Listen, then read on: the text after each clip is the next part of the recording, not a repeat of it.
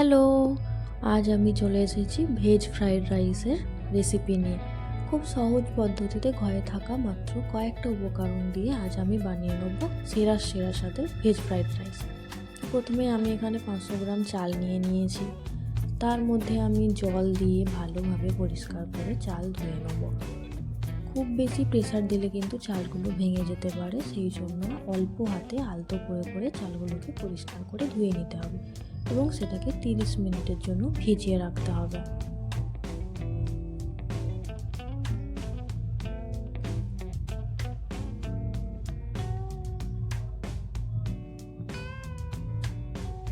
তিরিশ মিনিট হয়ে যাওয়ার পর আমি আগে থেকেই হাঁড়িতে জল গরম করতে দিয়েছিলাম। জল গরম হয়ে গেলে তখন সেই গরম জলের মধ্যে আগে থেকে ভিজিয়ে রাখা চাল দিয়ে দিতে হবে।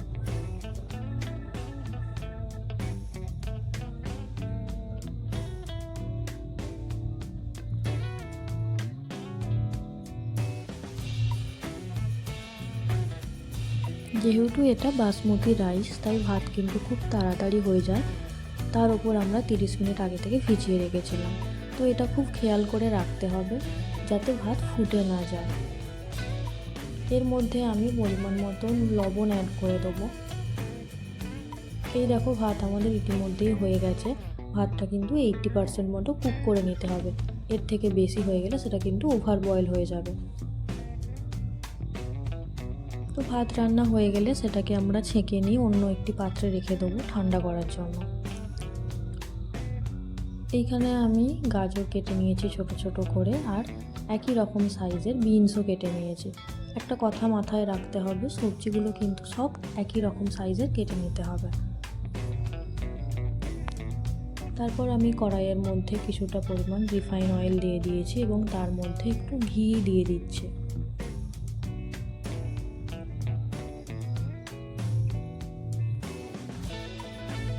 এরপর তেল আর ঘিটা আমি খুন্তির সাহায্যে একটু মিক্স করে নেব এবং তেল গরম হয়ে গেলে তার মধ্যে আমি আগে থেকে কেটে রাখা সবজিগুলো দিয়ে ভেজে নেব। সবার প্রথমে আমি এখানে গাজর দিয়ে দেবো। একটা কথা মাথায় রাখতে হবে, যে সমস্ত সবজিগুলো ভাজা হতে বেশি টাইম লাগে সেইগুলো আগে দিয়ে ভেজে নিতে হবে এবং যেগুলো কম পরিমাণ টাইম লাগে সেইগুলো লাস্টে দিতে হবে। যেমন এখানে গাজর হতে বেশি টাইম লাগে, সেই জন্য আমি বিনসের থেকে আগে গাজর দিয়ে সেটাকে অল্প একটু ভাজা করে নিই, তারপর আমি বিনস দেবো। আপনারা চাইলে এখানে ক্যাপসিকামও ইউজ করতে পারেন। যদি ক্যাপসিকাম ইউজ করেন তাহলে সেটা সবার লাস্টে দেবেন। এরপর আমি এর মধ্যেও পরিমাণ মতো লবণ অ্যাড করে দেবো, দিয়ে ভালো করে ভাজা করে নেব। তারপর আমি সবজিগুলো তুলে নিয়ে সেই একই কড়াইয়ের মধ্যে আরও একটু তেল দিয়ে তার মধ্যে একটা তেজপাতা, দারচিনি, লবঙ্গ আর কয়েকটা এলাচ দিয়ে দেবো। এলাচের মুখ এরমভাবে ফাটিয়ে দিতে হবে। তারপর আমি তার মধ্যে আগে থেকে ঠান্ডা করে রাখা রাইসগুলো দিয়ে ভালো করে ভেজে নেব।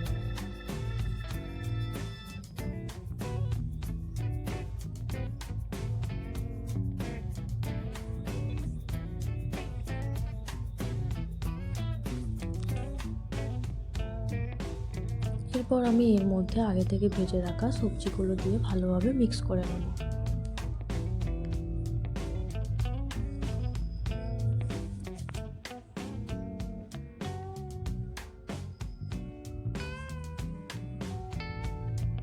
এবং সবার শেষে আমি স্বাদ মতো লবণ দিয়ে দেবো। লবণ যেহেতু আমরা ভাত হওয়ার সময় দিয়েছিলাম এবং সবজি ভাজার টাইমেও কিছুটা দিয়েছিলাম, সেই জন্য লবণটা কিন্তু খুব বুঝে শুনে দিতে হবে। এবং সবার লাস্টে এখানে কিছুটা গোলমরিচ গুঁড়ো এবং 2 থেকে 3 চামচ মতো চিনির গুঁড়ো অ্যাড করে দেবো, দিয়ে ভালো করে মিশিয়ে নেব। তারপরেই আমাদের ঝরঝরে ফ্রাইড রাইস একদম রেডি হয়ে গেছে খাওয়ার জন্য। এই দেখো কত সুন্দর দেখতে হয়েছে, একদম পারফেক্ট হয়েছে। আমি এখানে সাজিয়ে নিয়েছি ফ্রাইড রাইস, ক্ষীর আছে এখানে, তার সাথে স্যালাড আছে, তার মধ্যে শসা, পেঁয়াজ, গাজর, চিকেন কষা আর সবার শেষে একটু মিষ্টি দই আছে। আসলে যেই দিন এই ভিডিওটা বানিয়েছিলাম সেই দিন আমার জন্মদিন ছিল, সেই জন্য মা এত কিছু আয়োজন করেছিল। তো ভিডিওটি যদি ভালো লেগে থাকে তাহলে একটা লাইক করে দেবে। এরকম আরও ভিডিও দেখতে চাইলে চ্যানেলটি সাবস্ক্রাইব করে পাশে থাকবেন। ফ্রাইড রাইসের সাথে তোমাদের কার কার চিকেন কষা ভালো লাগে আর কার কার চিলি চিকেন ভালো লাগে আমাকে কিন্তু অবশ্যই কমেন্টে জানিও। আমার তো চিলি চিকেনের থেকে বেশি চিকেন কষাই ভালো লাগে। টাটা।